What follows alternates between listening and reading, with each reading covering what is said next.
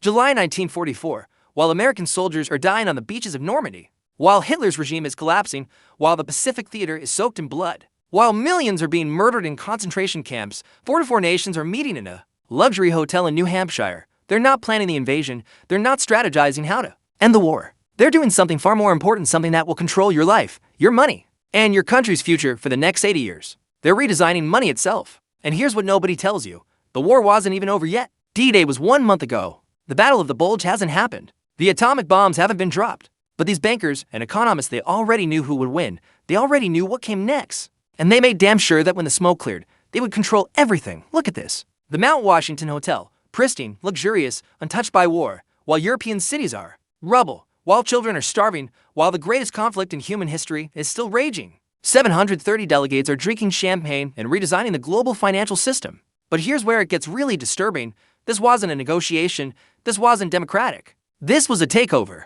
Two men controlled the entire conference. Two men who hated each other. Two men who represented two different empires, one dying, one being born. On one side, Harry Dexter White, American Treasury official, brilliant, ruthless, and as we discover decades later, possibly a Soviet spy. On the other side, John Maynard Keynes, British, the most famous economist on earth, representing an empire that ruled 1/4 of the planet, an empire that was dying and knew IT. These two men spent 3 weeks fighting over one question: who controls the world's money? When the war ends, and America won, completely, utterly, devastatingly. What emerged from Bretton Woods wasn't just a new monetary system. It was the greatest financial heist in human history, a legal framework that let America print money and have the entire world accept it as valuable. Britain's empire? Destroyed. Every other currency, subordinated, gold, locked in Fort Knox, controlled by America. The dollar, the only currency that mattered. But here's the part that should keep you up at night. The system they created in 1944 was designed to fail. Not immediately, not obviously, but eventually, inevitably.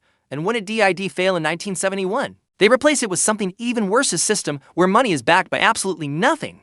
Not gold, not silver, not productivity, nothing but a promise. And the belief that the promise will be kept. You're living in that system right now. Every dollar in your pocket, every number in your bank account, every price you pay for groceries, it is all based on a system created by men drinking cocktails in a New Hampshire hotel while the world burned. This is the story of Bretton Woods, the most important economic event of the 20th century that nobody understands. The conference that gave central banks complete control over world money, and the lie that's been told for 80 years about why it was necessary. By the end of this video, you'll understand how the world really works and why your money is worth less every single year.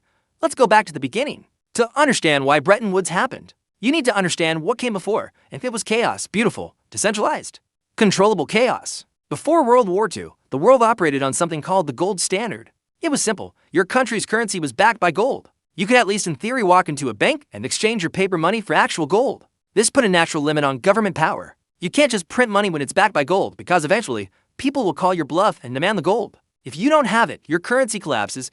This was the system for hundreds of years. It wasn't perfect. There were bank panics, recessions, and crises. But it had one crucial feature.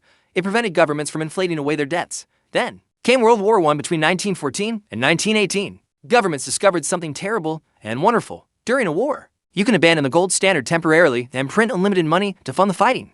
Nobody questions it because nationalism and survival instincts override economic rationality. Britain did it. France did it. Germany did it. Everyone did it. And when the war ended, they tried to go back to gold. But here's the problem. They reprinted so much money that returning to the old gold price would have destroyed their economies, so they cheated. They devalued their currencies first, then re-pegged to gold at new lower rates. Germany, burdened with impossible war reparations, just kept printing. The result? The Weimar hyperinflation. At its peak in 1923, German prices were doubling every 3 days. People needed wheelbarrows full of cash to buy bread. Life savings became worthless overnight.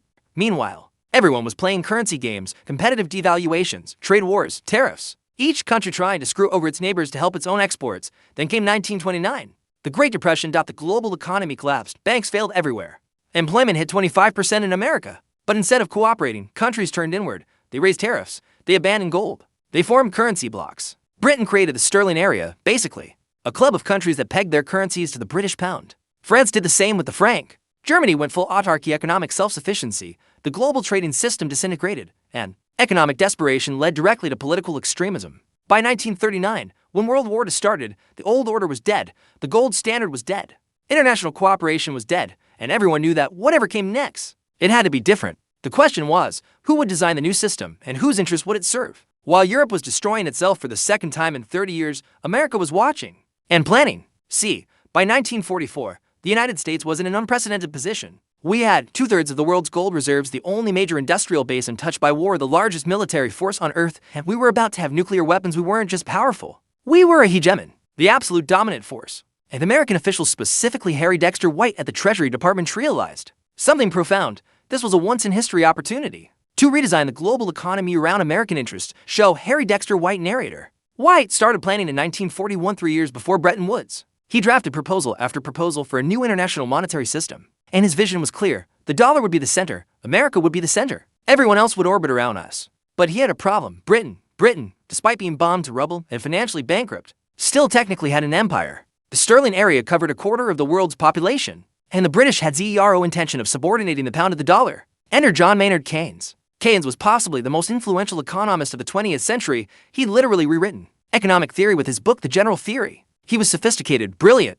and desperate because he knew Britain was finished as a financial power. Keynes proposed something radical, a new world currency called the Bancor, not based on any single country, managed by an international body, a truly neutral global money. It was elegant, it was fair, it was exactly what a declining empire would propose to prevent American dominance. White looked at Keynes's proposal and basically said, cute idea, Britain was bankrupt. We were financing their war effort through Lend-Lease. They owed us billions, and White made it crystal clear, if Britain wanted American loans to survive the post-war period, they'd accept the American system. Keynes fought, he argued, he pleaded. He knew what acceptance meant: the end of British financial independence, the subordination of the pound, the formal acknowledgement that America had replaced Britain as the global hegemon. But he had no choice, so in July 1944, delegates from 44 countries descended on the Mount Washington Hotel in Bretton Woods, New Hampshire. The location itself was symbolic, deliberately isolated in the mountains, far from cities, far from the public, far from any democratic accountability, and from day one, it was clear this wasn't a real negotiation, it was theater. White and his American team had drafted everything in advance.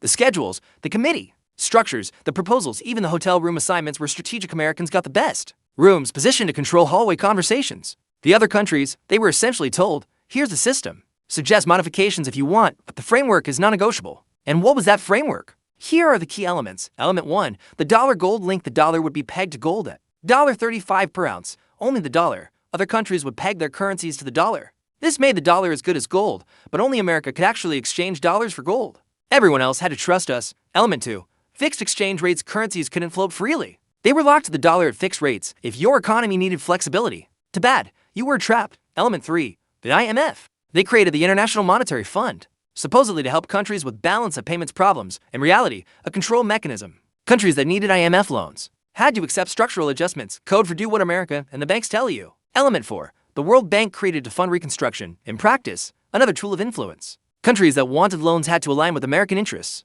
Element 5, capital controls. Countries could restrict the flow of money across borders. This was the one concession to Keynes. He feared financial speculation would destabilize the system. White agreed, but for different reasons. Capital controls would trap money in weaker countries, preventing them from competing with American financial markets. Look at what they created, a system where America could print dollars, and the world had to accept them as reserves, where American banks and corporations could expand globally using a currency everyone else needed. Where American inflation was exported to the rest of the world. It was brilliant, absolutely brilliant, and completely one-sided. Keynes knew it. In his closing remarks at the conference, he praised the agreement, but his private letters reveal his true feelings. He called it the Monetary Versailles, a reference to the punitive treaty that ended WWII and destroyed Germany. He knew Britain had been defeated, not militarily, but financially, permanently. So, the Bretton Woods system launched in 1945, right as the war ended, and for about 15 years. It seemed to work brilliantly. Europe and Japan rebuilt their economies. International trade expanded. The world entered an unprecedented period of growth, the golden age of capitalism from 1945 to 1973. But underneath the surface, tensions were building. See, the system had a fatal flaw, something economists call the Triffin dilemma, named after the economist Robert Triffin, who identified it. Here's the problem: for the system to work, the world needed dollars, lots of dollars. Countries needed dollar reserves to back their currencies and conduct international trade. But where do those dollars come from? America has to run trade deficits, importing more than we export, sending dollars abroad. But if America runs persistent deficits, eventually people start doubting whether we have enough gold to back all those dollars, and if they doubt it, they'll demand the gold, which would collapse the system. So America was trapped. We had to run deficits to supply dollars. But running deficits undermined confidence in the dollar.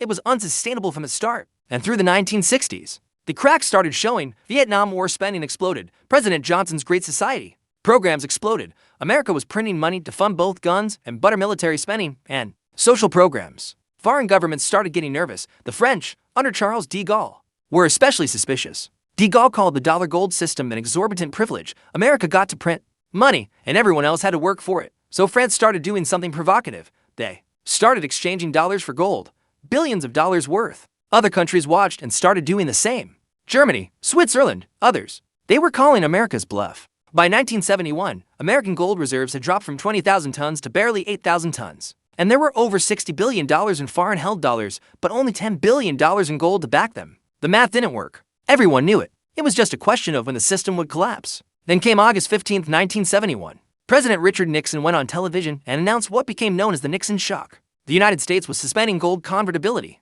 The link between the dollar and gold, the entire foundation of Bretton Woods, was severed just like that. No warning, no consultation with allies. America unilaterally blew up the system. And here's the truly insane part. Nixon said it was temporary. It's been 50 for years. It was never restored. So what happened after Bretton Woods died? Initially, chaos. Currencies floated. Exchange rates went crazy. Inflation exploded globally. The 1970s saw the worst inflation in modern peacetime history. But by the late 1970s, a new system had emerged, not a formal agreement like Bretton Woods, more like an implicit understanding.